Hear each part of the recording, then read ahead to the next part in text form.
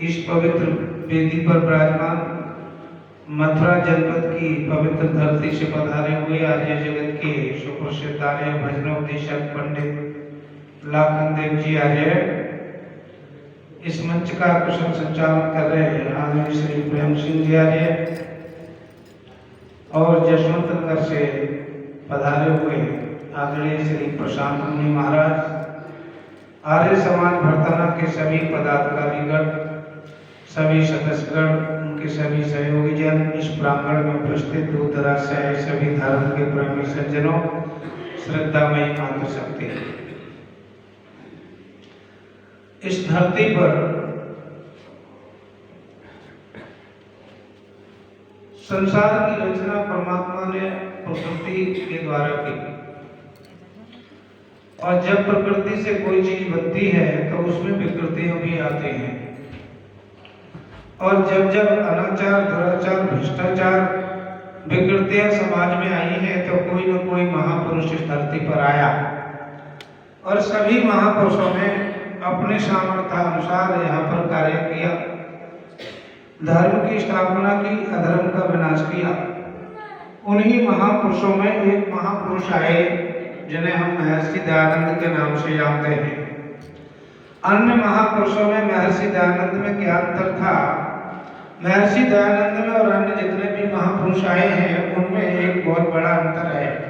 अंतर यह है कि सभी महापुरुषों ने डूबते हुए को बचाने का काम किया, लेकिन महर्षि दयानंद वो महापुरुष थे जिन्होंने समाज को डूबने से तो बचाया ही, साथ में तैरना भी सिखा दिया ताकि फिर न डूब सके। ये अंतर अन्य महापुरुषों में और महर्षि दयानंद में था। महर्षि दयानंद महाराज बड़े ही हास्य स्वभाव के थे।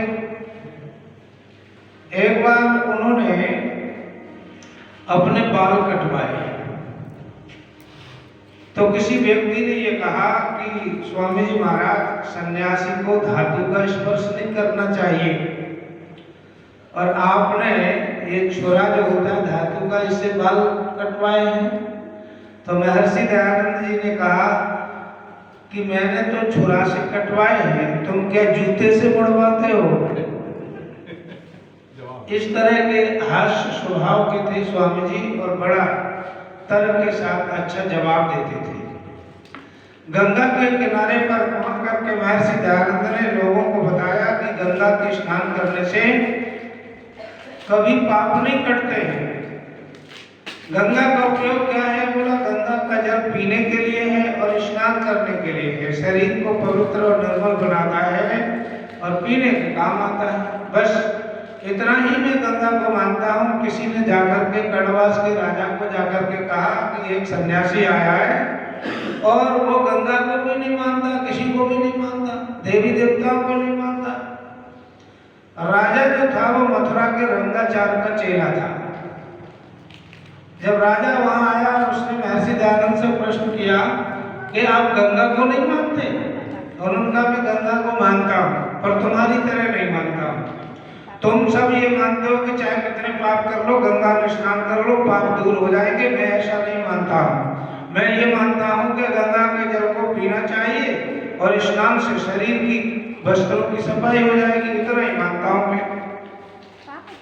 इतने पर राजा तिलक लगा करके आया था, तो महर्षि दयानंद जी ने तिलक लगा करके जब देखा राजा को, 3 तिलक लगे थे बड़े बड़े, और यहाँ बाजुओं पर भी तिलक लगाए हुए था। तो महर्षि दयानंद ने कहा कि अरे आप एक क्षत्रिय होकर के, राजा होकर के, एक भिखारियों सा भेष बना करके आए हो। ये तो तिलक छापे और ये लगा के जो भीख मांगते हैं उनका वेशभूषा है, एक राजा को शोभा नहीं देता। जब ऐसा कहा तो राजा सभा में अपमानित हुआ, और अपमानित होकर के राजा ने अपनी तलवार को निकाला, महर्षि दयानंद के ऊपर प्रहार कर दिया। महर्षि दयानंद वो व्यक्ति था, 7.5 फुट की लंबाई थी, चौड़ा सा सीना था। जैसे प्रहार किया तो तलवार को पकड़ लिया स्वामी जी महाराज ने, एक झटके में ही तलवार को छीन करके राजा को उसके 2 टुकड़े तलवार के करके फेंक दिया।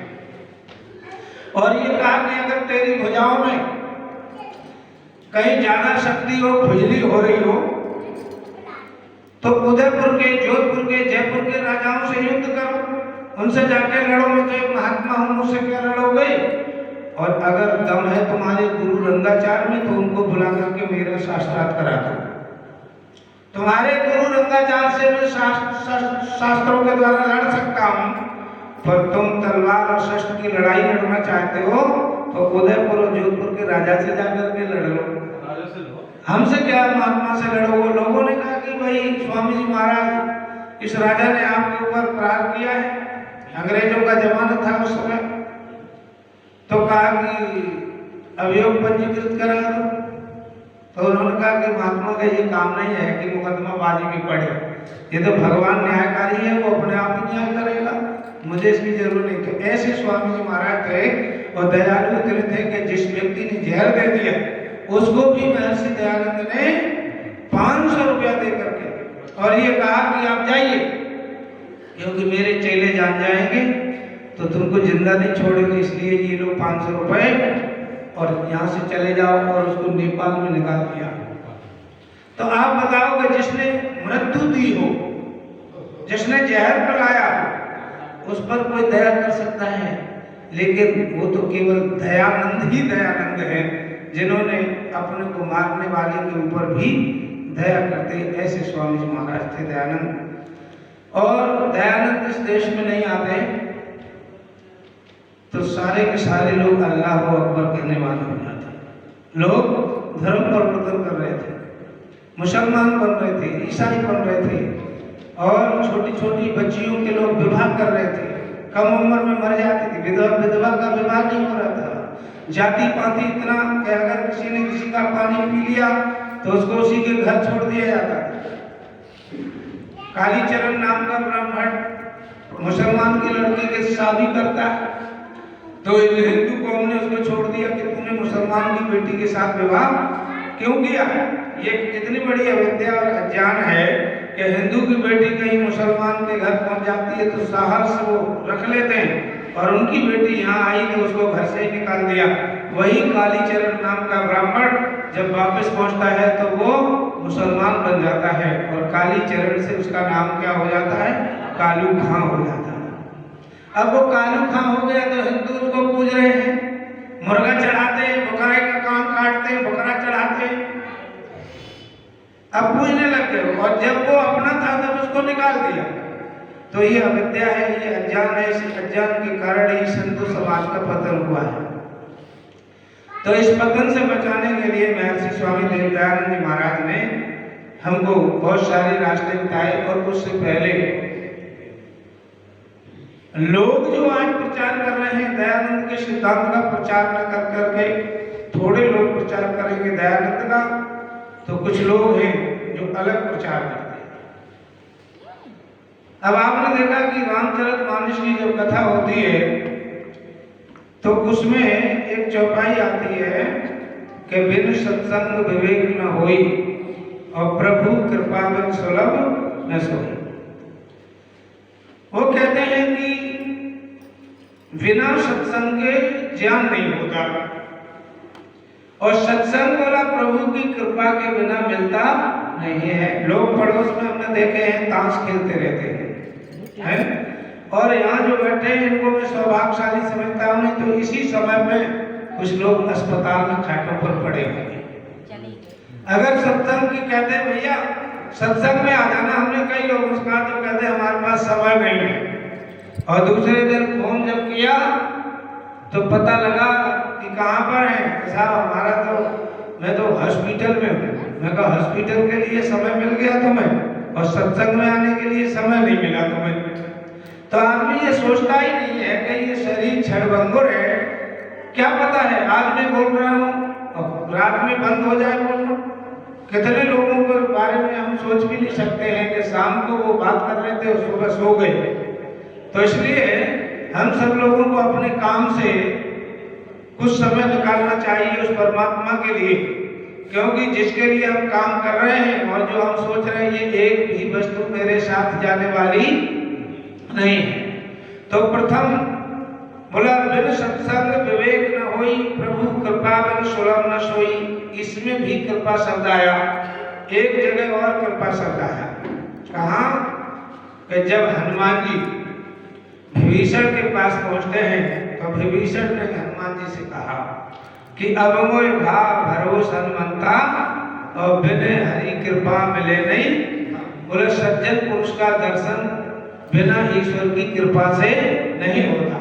एक जगह और कृपा शब्द आया, कब कि कबहू की कर करुणा निर्देही और देत हेत बिन ईश शरई। कभी वह ईश्वर इस जीव के ऊपर कृपा करता है तो एक बार मनुष्य का शरीर देता है। कब? जब सारे पापों को, सारे कर्मों का भोग, जितनी भोगी योनियां में भ्रमण करके भोग लेता है, जब कोई कर्म नहीं बचता तो ईश्वर एक बार अपनी तरफ से फिर जीव को मनुष्य का शरीर देता है। तो यहाँ भी कृपा शब्द आया। सवाल ये उठा कि सत्संग में कुछ लोग पहुंचते हैं और नहीं पहुंचते हैं, तो कुछ लोगों पर ईश्वर कृपा करता है और जो नहीं पहुंचे उन पर तो कृपा नहीं हुई। और सज्जन पुरुष का दर्शन ईश्वर की कृपा से होता है, तो जिनकी जेब कट जाती है, दुर्जन का संग मिलता है, वो किसकी कृपा है? तो उनको क्यों मिलता है? और मनुष्य शरीर के अलावा जितने भी योनियां हैं उनमें जीवात्मा चला जाता है और ईश्वर की कृपा से ही मनुष्य शरीर मिलता है। तो उन जीवात्माओं पर कृपा क्यों नहीं की जो अन्य योनियों में चले गई? ऐसा अर्थ समझ करके ऐसा लगता है कि ईश्वर भी कहीं पक्षपात करता है, जो कुछ लोगों पर कृपा करता है और कुछ लोगों पर नहीं करता है। लेकिन आप सभी जानते हैं कि ईश्वर पक्षपाती नहीं है, क्योंकि ईश्वर की जितनी वस्तुएं हैं बनाई हुई उनमें कोई पक्षपात नहीं है। मनुष्य यदि प्रसाद भी बांटता है तो उसमें भी पक्षपात कर लेता है।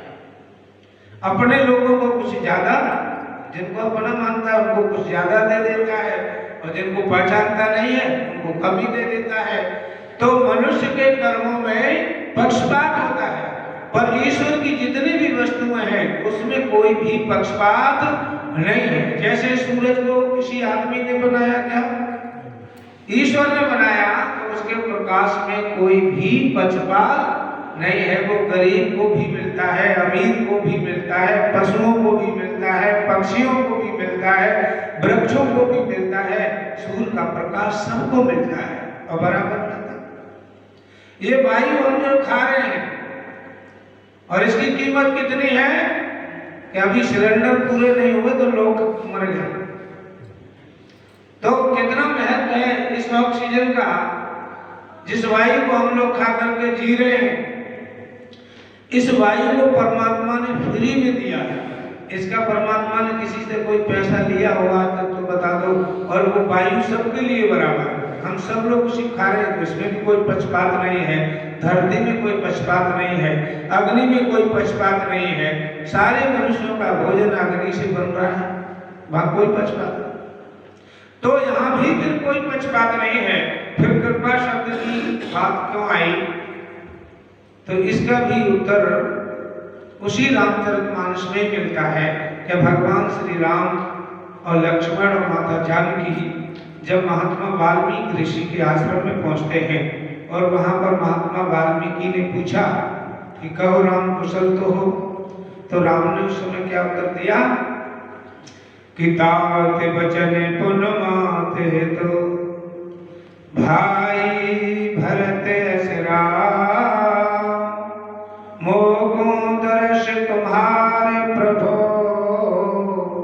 सोम में पुंडो प्रभाव।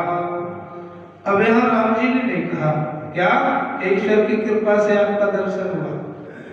राम जी सीधा कह रहे हैं, क्या कह रहे हैं कि मेरे पिता के वचनों का पालन हो, मेरी माता कैकेयी का हित हो और मेरा भाई भरत अयोध्या का राजा बने और मुझे आप जैसे संतों का दर्शन हो। सो मम पुण्ड प्रभाव, माने ये मेरे ही पुण्य का प्रभाव है। अर्थात पुण्य पुंज बिन मिले ना संता। जब तक पुण्यों का ढेर नहीं होता तब तक सज्जन पुरुष का दर्शन नहीं होता। जब तक पुण्यों का ढेर नहीं होता और वो पुण्य हमारे उदय नहीं होते, तब तक हमें सत्संग में जाने का मौका नहीं मिलता। जब जन्म जन्मांतरों के पुण्य उदय होते हैं, तभी ऐसे सत्संग कराने का सौभाग्य प्राप्त होता है। तो हम लोग बड़े पुण्य और भाग्यशाली लोग हैं जो यहाँ बैठ करके सत्संग कर रहे हैं। इसी समय में कुछ लोग दर्द के मारे परेशान हो रहे होंगे और इसी समय में कुछ लोग हॉस्पिटलों पर करवट बदल रहे होंगे और इसी समय में कुछ लोग का टेंशन बढ़ रहा होगा और इसी समय में कुछ लोगों की अटैक पड़ रहे होंगे और हम लोग यहाँ सारे चिंता को छोड़ करके यहाँ बैठ के और सत्संग में बैठे हैं, ईश्वर की चर्चा कर रहे हैं। तो हम लोग ऐसे बैठे जैसे स्वर्ग में कोई बैठा हो, क्योंकि स्वर्ग की कोई कोठरी नहीं होती, नरक की कोई कोठरी नहीं होती है। स्वर्ग और नरक तो हमारे घरों में ही होता है। और वेद माता ने बताया भी कि स्वर्गम लोकम अवनो न्यासी यत्र संजाया पुत्रई श्यामा। बोले स्वर्ग कहाँ है? तो कहा पत्नी के साथ और बच्चों के साथ घर में रहना ही स्वर्ग है। तो इस स्वर्ग को हम लोग अपने आप बनाते हैं, अर्थात हम लोग पुण्य और परोपकार के जब कार्य करते हैं तभी हमें सत्संग में जाने का मौका मिलता है। जब हम पुण्य और परोपकार के कार्य करते हैं तभी हमें अच्छे लोगों की संगति मिलती है, सज्जन पुरुषों की संगति मिलती है। अच्छा व्यक्ति जेब काटे उसे सज्जन मिलेगा, चोरी करे उसकी मित्रता सज्जन से हो जाएगी। माने चोर एक समस्या है तो उसका अलग से समाधान नहीं है। तो संगति अपने जैसे व्यक्ति से होती है तो जो परोपकार करता है, जो पुण्य के कार्य करता है, उस व्यक्ति को ही सज्जन का दर्शन होता है, उस व्यक्ति को ही सत्संग में जाने का मौका मिलता है और परोपकार करने पर ही व्यक्ति को मनुष्य का शरीर भी मिलता है। तो इसलिए हम लोग क्या काम करें? हम सबको परोपकार के कार्य करना चाहिए। अब परोपकार के और पुण्य के कार्य करने के लिए हम सबको गुरुओं की आवश्यकता पड़ती है।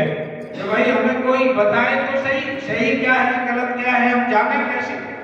कुछ लोग धर्म के नाम से लोगों को ठगते रहते हैं और वो ये नहीं जान पाते हैं कि ये धर्म है या अधर्म है। कई बार लोग अधर्म करते हैं और धर्म समझते हैं और कुछ लोग अधर्म समझ के धर्म करते हैं। तो इसके समझाने के लिए हमें मार्ग बताने वाला चाहिए। और आप पूरी रामायण में ये देखेंगे तो भगवान श्री राम के चरित्र को देखिए कि उन्होंने किसी से मंत्र पूछा, किसी से धनुष विद्या सीखी, किसी से कुछ और सीखा, लेकिन मार्ग किससे पूछा? भगवान राम का जब वनवास होता और गंगा को पार किया, आप रामायण पढ़े होंगे तो आपने देखा उस गंगा के किनारे पर श्रृंगवेरपुर का एक गांव था नाम का, उसका मालिक था, उसका मुखिया था गोहराज। और जब भगवान श्री राम नाव से उतर के आगे यात्रा करते हैं तो साथ में गोहराज भी चला।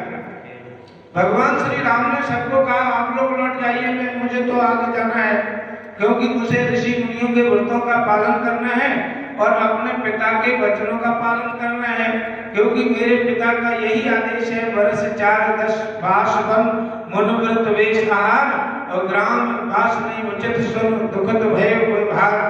तो माने मुझे ये करना है। तो गोहराज को भी कहा तुम भी लौट जाओ। तो गोहराज क्या बोलता है कि नाथ साथ रही पंथ दिखाई और कर दिन चारो चरण से रुकाई। माने मैं आपको रास्ता बताऊंगा। भगवान राम कहते तू नहीं रास्ता बता सकता है। बहुत लोग बोलते हैं हम बताएंगे। आप दवा पूछोगे 1 से 4 लोग दवा बताते हैं। आप मुसीबत में फंसाओ कानून की बात करो तो 20 लोग आपको कानून बताएंगे, चाहे वो जानते कि नहीं जानते। फिर फंस जाए कोई बात नहीं, दूसरों को जरूर कानून भी बता देंगे और बहुत सारी दवाइयां भी बता देंगे। तो इसी तरह से वो आदमी चल रहा है, तो या तो उसके बताए हुए मार्ग पर भरोसा नहीं है, नहीं तो एक व्यक्ति साथ में रास्ता बताने के लिए चल रहा है और रास्ता बताने वाले की उपस्थिति में अगर आप दूसरे से मार्ग पूछ रहे हैं तो इसका मतलब उसके मार्ग पर भरोसा नहीं है, या वो बता नहीं सकता है, या राम हम सबको संसार वालों के लिए बताना चाहते हैं कि संसार के लोगों मार्ग किससे पूछना चाहिए, सच्चा मार्ग कौन बता सकता है। तो कोयराज तो अपनी बात कहता है कि महाराज मैं आपको रास्ता बताऊंगा, आपका भीलों से परिचय कराऊंगा, आपकी पढ़ कुटी तैयार करूंगा, तब समझूंगा कि मैंने अपने प्रभु की पूर्ण व्यवस्था की है और इसके बाद में मैं लौट जाऊंगा। लेकिन भगवान श्री राम ने कहा नहीं, आप मुझे रास्ता नहीं बता सकते, आप उसको मार्ग बताना, एक प्रेम मार्ग का पथिक आएगा वो भरत, उसको रास्ता बताना। क्योंकि राम को यह भरोसा था कि भरत जब सुनेगा तो जरूर मेरे पीछे पीछे आएगा। आज भी जो भाइयों में प्रेम होता है और एक भाई उठ के चल देता है तो उसके मन में यह आशा रहती है कि मेरा भाई सुनेगा जरूर मुझे मनाने आया। तो राम जी आगे चले हैं और कहां पहुंचते हैं, प्रयागराज में। और प्रयागराज का अर्थ है जहां प्रथम यज्ञ हुआ, वही प्रयाग है, वही प्रयाग है जहां सृष्टि का प्रथम यज्ञ हुआ, ऋषि मुनियों ने बैठ करके किया, उसी का नाम प्रयाग है। जहां इलाहाबाद से फिर से अब प्रयागराज हो गया है, नहीं तो लोगों ने नाम ही बदल दिया। तो उस प्रयागराज में पहुंचते हैं और वहां महात्मा है भरद्वाज मुनि। और भरद्वाज मुनि कोई साधारण महात्मा नहीं थे। भरद्वाज मुनि को जितने विमान हैं उनकी विद्या आती थी। भरद्वाज मुनि विमान बनाना जानते थे, उनके द्वारा बनाए हुए विमानों पर लोग आकाश की यात्राएं करते थे। और मैं कहता हूं बीच के काल में महाभारत काल का युद्ध हुआ तो सब नष्ट हुआ, और इसके बाद में फिर सब धीरे धीरे अब फिर से शुरू हुआ है और ज्यादा दिन नहीं लगेंगे। आज के 50 वर्ष बाद देश का कोई भी ऐसा आदमी नहीं होगा गरीब से गरीब जो जहाज में नहीं चलेगा, सब लोग वायुयान में चलेंगे। और उस समय के महात्मा भी वायुयान से चलते थे। आपने देखा नारद का प्रसंग सुनेंगे तो एक क्षण में ही वो इंद्र के दरबार में, और एक क्षण में ही वो कंस के दरबार में, और कभी रावण के दरबार में, कभी बाणासुर के दरबार में। अब आप बताइए, एक भी जो क्रूर राजा थे नारद का सभी स्वागत और सम्मान करते थे, तो कैसे करते थे? आज योगी कहीं भी भाई पहुंच जाए तो सब स्वागत सत्कार करेंगे। तो नारद कोई साधारण व्यक्ति नहीं था, नारद जो है विश्व का अध्यक्ष था, विश्व का अध्यक्ष था। इसीलिए क्रूर से क्रूर राजा भी सम्मान करते थे, और उनके पास भी वायुयान की बहुत अच्छी व्यवस्था थी आकाश मार्ग से। अब लोग समझते हैं कि उड़ जाते हैं, कई आदमी भी उड़ लेगा, उसके पंख थोड़ी लगे, लेकिन उड़ ही तो रहे हैं। जब वायुयान से जा रहे हैं तो वो क्या कर रहे हैं? उड़ रहे हैं। और गाड़ी से जा रहे हैं तो दौड़ रहे हैं, भाग रहे हैं। आकाश मार्ग से जा रहे हैं तो वो उड़ना ही कहा जाएगा। पर समझदार इतने हैं, वो ये समझते हैं कि वायुयान से नहीं, तो ऐसे हाथ कर लिए तो बस उड़ गए। ये कोई पक्षी थे जो हाथ करके उड़ जाएंगे? तो नारद जी भी वायुयान से चलते थे। तो उस समय भरद्वाज मुनि को वायुयान बनाने की विद्या आती थी। उन्होंने बहुत वायुयान का उस समय निर्माण किया। तो महात्मा भरद्वाज मुनि के आश्रम में भगवान श्री राम पहुंचते हैं और उनसे मार्ग पूछते हैं। तो सवाल खड़ा हुआ कि भाई यहाँ अयोध्या से चल करके प्रयागराज तक पहुंच गए और बीच में बहुत सारे संत मिले, पर भगवान श्री राम ने किसी भी संत से मार्ग नहीं पूछा। आखिरकार वहां भरद्वाज मुनि से मार्ग क्यों पूछा? भरद्वाज मुनि से जाके मार्ग क्यों पूछा? तो गोस्वामी तुलसीदास महाराज ने भरद्वाज मुनि की विशेषता बताई रामचरितमानस में। क्या? किताब से समुदम दया निधाना और परमार्थ पथ परम सुजाना। कैसे हैं भरद्वाज मुनि? तपस्वी हैं, समय है, सब कहते हैं मन के ऊपर निग्रह करने को सम, और दम कहते हैं इंद्रियों के निग्रह को। जो अपनी इंद्रियों का निग्रह करता है वो दमी है, और मन का जो संयमित करता है वो समय है। अर्थात भरद्वाज मुनि कैसे हैं? तपस्वी भी हैं, समय भी हैं और दमी भी हैं। और क्या है विशेष बात? क्या है कि परमार्थ मार्ग के निपुण ज्ञाता है। परमार्थ का मार्ग सबसे अच्छा अगर किसी को आता है उस काल में, तो वो किसको आ रहा है? भरद्वाज मुनि को आ रहा है। तो तापस शब्दम दया निधाना, जबकि आपने देखा जो तपस्वी होता है वो कुछ क्रोधी हो जाता है, लेकिन ये कैसे है?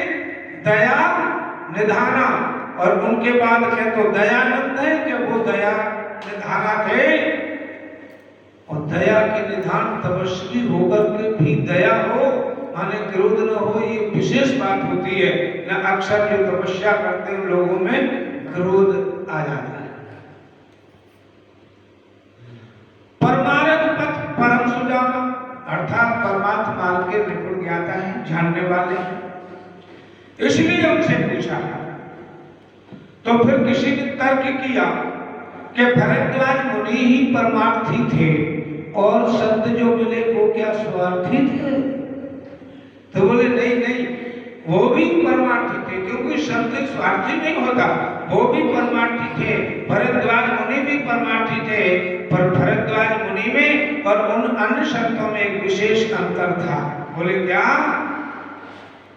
बोले अंतर ये था, भरद्वाज मुनि भी परमार्थी, वो भी परमार्थी हैं, पर एक विशेष अंतर ये है कि जो पहले संत मिले थे वो एक एक घाट पर बैठे थे।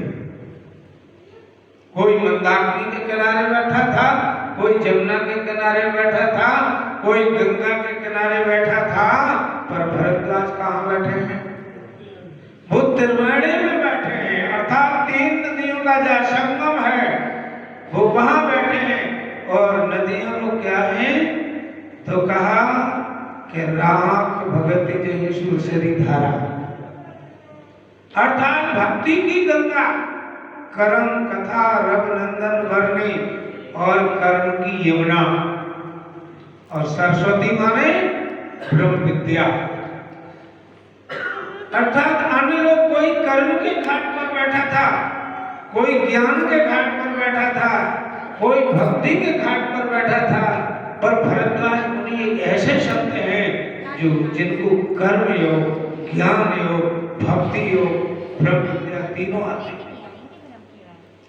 इसलिए भगवान श्री राम संसार वालों को ये बताना चाहते हैं कि संसार के लोगों, मार्ग यदि पूछना है तो किससे पूछो? परमार्थी से पूछो, क्योंकि स्वार्थी व्यक्ति से यदि आप मार्ग पूछेंगे तो वो स्वार्थ में गुमराह करेगा। और करते अच्छा पंडित जी को बुला के लाओगे और आप पूजन कराओगे, और आप अपने मन में ये कर लोगे मैं इसे कुछ नहीं दूंगा, और वो भी सोच रहा है मैं लेके ही जाऊंगा, क्यों जी? तो फिर क्या करेगा? हथकंडा अपनाएगा कि नहीं अपनाएगा? तो वो कौन से फिर हथकंडे अपनाते हैं? स्वार्थों का पूरा कैसे होगा आखिर? तो वो कहते हैं देखो जी ये सब सर्वतोभद्र है, इसका पूजन करो। सर्वतोभद्र ऐसे बना देगा रंगों से चिन्ह, ये सर्वतोभद्र का पूजन करो, और ये नवग्रह का पूजन करो, यहाँ पर गणेश का पूजन करो, और इस पर दक्षिणा चढ़ाओ, इस पर वस्त्र चढ़ाओ, इस पर फल चढ़ाओ, आएगा कि नहीं? और आप लोग बताओ, हिंदी में पागल है कि नहीं लोग? न बताओ, देवता आते दिखाई दिए क्या? फिर जाते दिखाई दिए क्या? नहीं, न तो आते दिखाई दिए और न जाते दिखाई दिए।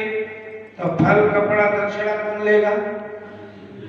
वही लेंगे जिनको तुम देना नहीं चाह रहे थे, तो वो ले लेंगे इस तरह से। तो स्वार्थी व्यक्ति क्या करवाएगा?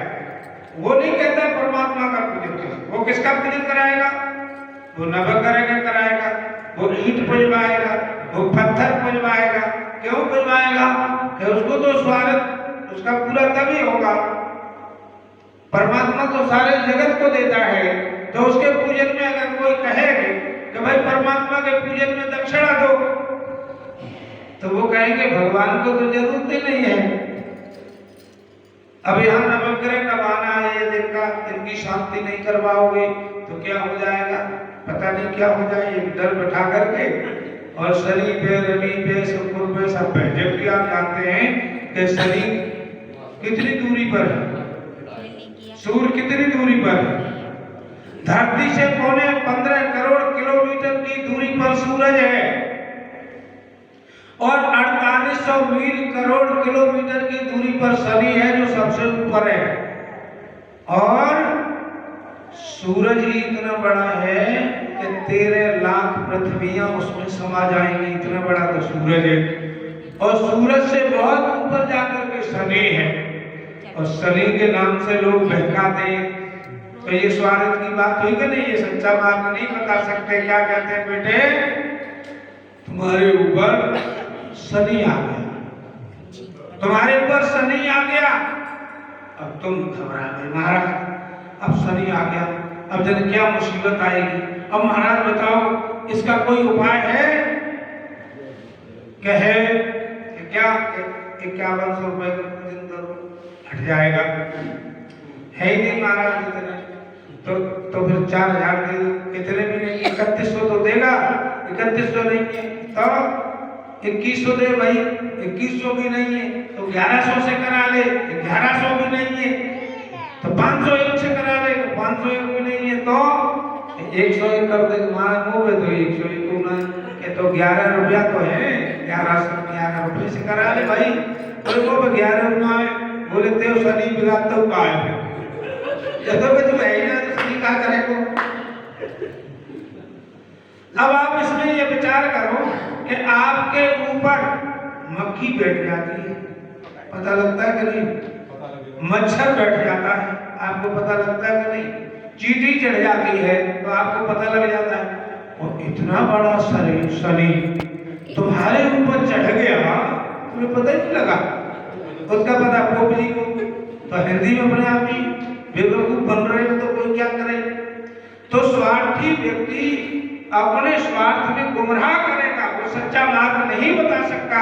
इसलिए राम जी ये बताना चाहते हैं कि संसार के लोगों, यदि तुम्हें मार्ग पूछना है तो किसी परमार्थी से ही पूछना, क्योंकि स्वार्थी आपको कहीं ना कहीं गुमराह करेगा, वो गुमराह करके अपना स्वार्थ पूरा करके चला जाएगा, आपको सच्चा मार्ग नहीं बता सकता। यहाँ तो नकटा संप्रदाय भी चल गए, लोगों ने नाक कटवाई और नाक कटवा के कान में कह दिया नाक कट गई कि हाँ कि अब कहो हमको भगवान का दर्शन हो गया, नहीं कहोगे तो लोग पागल कहेंगे। तो और ये तो लोगों में होता ही कि मेरी कटी तो और उनकी भी कट जाए, तो वो नाचने लगा भैया मुझे तो भगवान का दर्शन हो गया, दूसरा क्या चलो हमारी भी काटो हमें भी दर्शन करना। तो 1200 लोगों की नाक कट गई इसी देश में और वो भी संप्रदाय चल गई।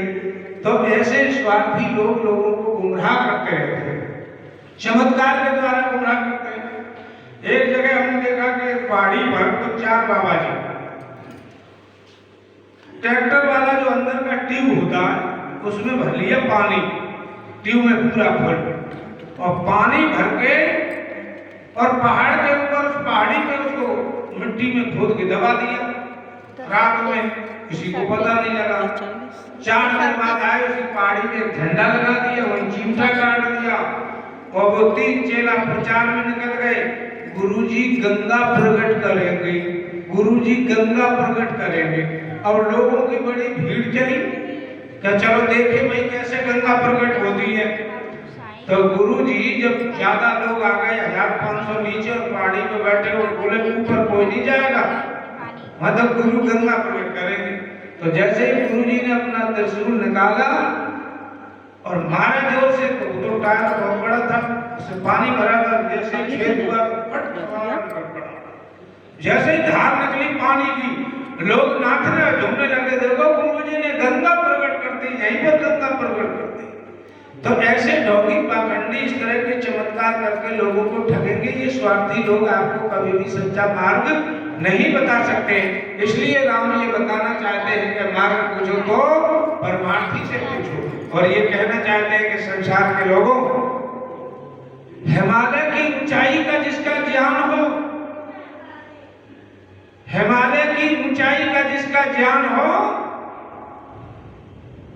और सागर की गहराई की तलवे की जिसकी भक्ति हो और जिस प्रकार जल में कमल रहता है ऐसा जिसका कर्म हो, ये तीनों जिसमें हो उसी व्यक्ति से मार्ग पूछना चाहिए। ये तीनों चीजें महर्षि दयानंद में ही घटते हैं कि उनके जैसा ज्ञान नहीं किसी को, उनके जैसी भक्ति नहीं किसी को। और जिस दिन से टंकारा को छोड़ करके आए, जीवन में अपनी जन्मभूमि को लौट करके नहीं गए, इसी देश समाज में कार्य करते हुए अजमेर में जाकर के शरीर छोड़ दिया। न अजमेर में उनकी कोई रिश्तेदारी थी, न उनका घर था, माने पूरे समाज के हो गए। तो कर्मों में कहीं आसक्ति में बंधे गए। और यही वेद का संदेश है कि कुर्बन्ने वे कर्माणि इति वेष्टम क्षमा एवं त्वयि नान्यथे तो अस्ति न कर्म लिप्यते नरे।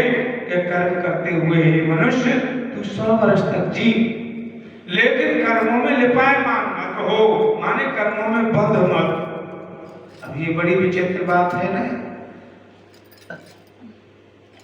कोयले की खान में जाओ, कोठरी में जाओ और ये कहो काले मत हो जाना, यही तो बात है। कर्म करो बंधो मत। तो माने काजल की कोठरी में जाने के बाद भी आपके कालमा नहीं लगनी चाहिए। बस ये संदेश है वेद का। अब ये होगा कैसे? अब ये ऐसे होगा। आपने देखा कि रामलीला में एक व्यक्ति राम बनता है, वो राम होता नहीं है, बनता है। और एक उसका भाई लक्ष्मण बनता है